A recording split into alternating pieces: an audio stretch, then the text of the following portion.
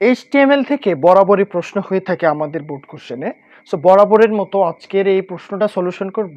তোমরা যারা এবার এইচএসসি 2025 সালে পরীক্ষার্থী, সকলের জন্য আইসিটি অধ্যায় 4 অর্থাৎ এইচটিএমএল এবং ওয়েব ডিজাইন সিরিজের প্রত্যেকটা ধারাবাহিক ক্লাসে তোমাদেরকে স্বাগতম জানাই। আজকের ভিডিওটি স্পেশালি আমরা একটা সৃজনশীল সমাধান করব, যেটা কিনা ঢাকা বোর্ডে 2023 সালের প্রশ্ন। শিক্ষার্থীরা, প্রশ্ন সমাধান করাটা ইম্পর্টেন্ট বিষয় না, ইম্পর্টেন্ট বিষয় হচ্ছে যে চ্যাপ্টারের প্রশ্ন তুমি সলভ করতে যাচ্ছ সেই চ্যাপ্টার সম্পর্কে বেসিক কিছু নলেজ থাকা। সো আমি জাস্ট এখানে একটা টেবিলের মতো একটা কিছু দেখতে পাচ্ছ উদ্দীপক। এখন আমাকে গ নাম্বার প্রশ্নটা বলে রাখছে যে এখানে আমাদেরকে কোড করতে হবে। জাস্ট আমি একটা প্রশ্নের সমাধান দেখাচ্ছি যে এই কিসিমের বা এই ক্যাটাগরির যদি কোনো ধরনের কোয়েশ্চেন তোমরা পেয়ে থাকো তাহলে সেটা কিভাবে একদম ইজি ওয়েতে কাজ করবা। প্রথম দেখো A&H কোম্পানি এলটিডি, সেটা কিন্তু একটা লাইন, আর এখানে নিচে দেখো অর্ডার লিস্ট, আনঅর্ডার লিস্ট, এখানে বুক, পেপার, নোটবুক ইত্যাদি রয়েছে। এখন দেখো এটা কিন্তু একটা টেবিল টেক, আবার টেবিলের ভিতরে হচ্ছে লিস্ট টেক, ঠিক আছে। সো আমরা দেখি কাজটা করতে পারি কিনা।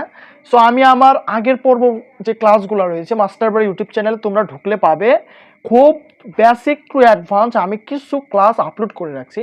যদি ভালো লাগে অবশ্যই দেখার অনুরোধ রইল, দেখে আসবা, এতে করে তোমার বেসিকটা আরও স্ট্রং হবে।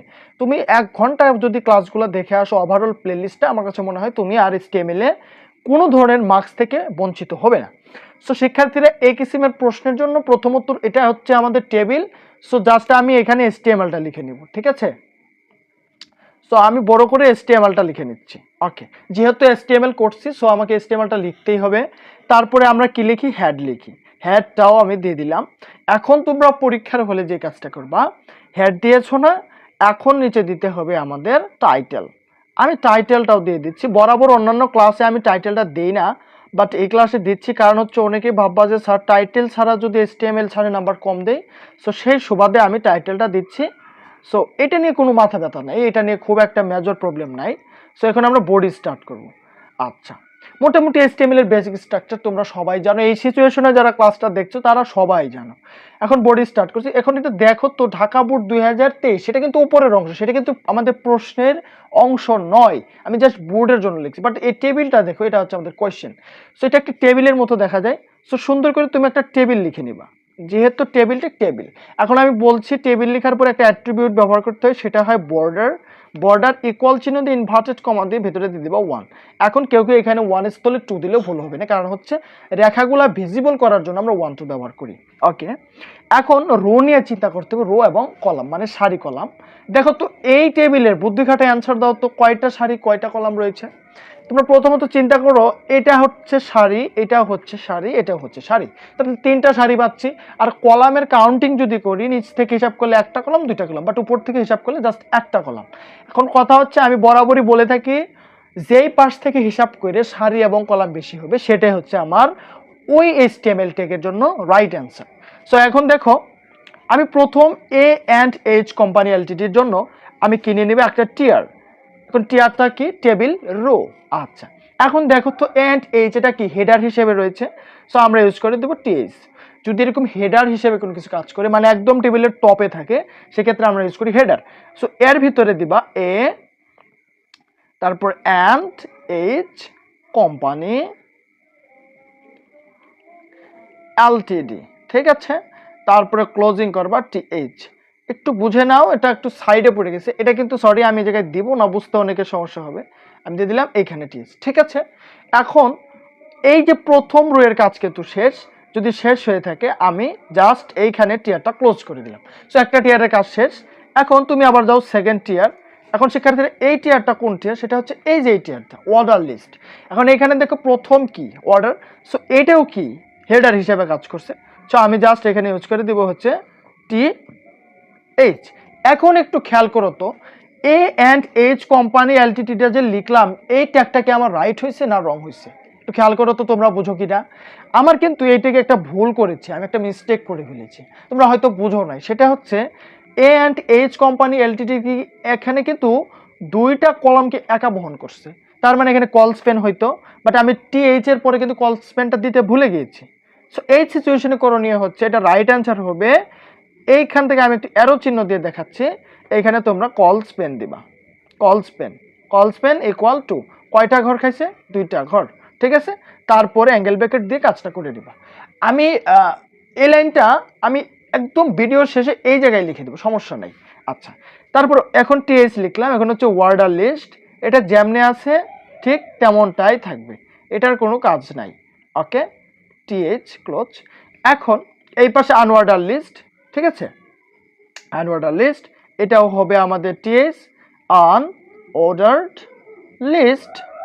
ওকে, সো এতটুকু কাজ যদি হয়ে যায়, আমি টিএসটা এখানে টিয়ারটা ক্লোজ করলাম, কারণ হচ্ছে এই টিয়ারটাও শেষ।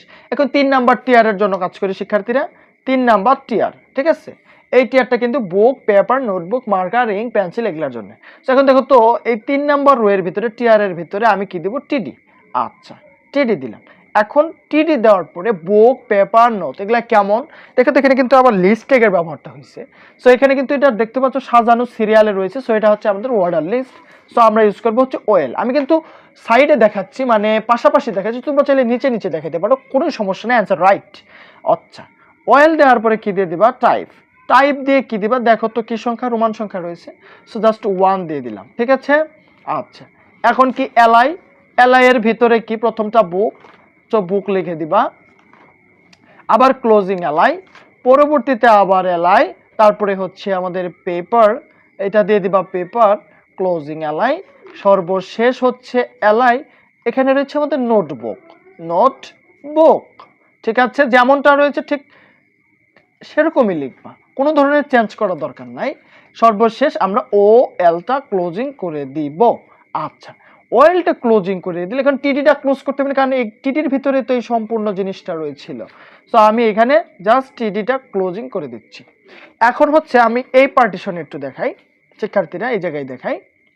এখন এই রাইট হ্যান্ড সাইডের অর্থাৎ আনঅর্ডার লিস্টটা যদি দেখাই, এখন দিতে হবে তোমাকে টিডি, টিডির ভিতরে দিতে হবে ইউএল, ইউএল এর টাইপটা দিতে হবে আমাদের কি, যেহেতু এরকম থাকলে স্কোয়ার দিতে হয়। আমরা জানি আনঅর্ডার লিস্টে 3টা ধরনের টাইপ হয়, স্কোয়ার, সার্কেল আর হচ্ছে আমাদের ডিস্ক।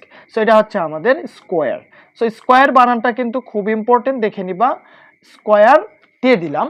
এরপরে 1 নম্বরে হচ্ছে মার্কার, সো এলআই দিয়ে দিবা মার্কার, ঠিক আছে, ক্লোজিং এলআই, তারপরে এলআই দিয়ে দিব আমরা হচ্ছে ইঙ্ক, তারপরে সর্বশেষ এলআই দিয়ে আমরা ব্যবহার করে দেবো হচ্ছে পেন্সিল। আমাদের প্রশ্নে যা যা থাকবে হুবহু আমরা দেখে দেখে সেটা লিখে দেবো। তারপরে ওয়েলটা কি করে দিবা, ক্লোজ করবা, এবং টিডিটাও কি করতে হবে, আমাদের ক্লোজ করতে হবে। এখন সর্বশেষ টিআরটাও ক্লোজ করতে হবে। আমি কিন্তু পাশাপাশি দেখাচ্ছি, কারণ হচ্ছে আমার খাতা ধরতেছে না, জন্য পাশাপাশি দেখাচ্ছি ভিডিওটা, মানে যাতে অপর পৃষ্ঠায় যেতে না হয় খাতার, সেজন্য। তোমরা কিন্তু পরীক্ষার লেখলা নিচে নিচে লিখবে, যেমন ইউএল লিখছো নিচে লিখবা টিডি অ্যান্ড নিচে টিআর দিবা, কেমন? ওকে, এখন কাজ শেষ। এখন সম্পূর্ণটা টেবিল টেকের আন্ডারে ছিল। সো জাস্ট এখানে টেবিল টেকটা কি করে দিবা, ক্লোজিং করে দিতে হবে। তারপর আমাদের বডিটা ক্লোজ করতে হবে, এবং সর্বশেষ শিক্ষার্থীরা আমাদের HTML ক্লোজিং করতে হবে। মোটামুটি কাজ শেষ। এখন এই যে লাইনটা আমি প্রথমে কল স্পেন লিখতে ভুলে গিয়েছিলাম, সেই লাইনটা যদি এইভাবে বুঝতে কারো সমস্যা হয়, সেই লাইনটা আমি জাস্ট পাশে এই জায়গায় লিখে দিচ্ছি। তুমি দিবা টিএইচ, তারপরে দিবা কল স্পেন দিয়ে দিতে হবে আমাদের ইনভার্টেড কমা, তারপরে টু, ভিতরে হচ্ছে এ অ্যান্ড এইচ কোম্পানি এলটিডি, ব্যাস, আমাদের আর কোনো কাজ নেই শিক্ষার্থীরা, আমাদের কাজ শেষ। সো আমি জাস্ট ওই লাইনটা আবার কপি করে এই জায়গায় দেখালাম। এখন এতটুকু কাজ যদি তোমাদের কারো বুঝতে কোনো প্রবলেম হয়, অবশ্যই কমেন্ট করবা। আর আমাদের ইউটিউব চ্যানেলে নিত্য নতুন ভিডিও পেতে অবশ্যই চ্যানেলটি সাবস্ক্রাইব করে আমাদের পাশে থাকবে। সকলকে ধন্যবাদ। আসসালামু আলাইকুম।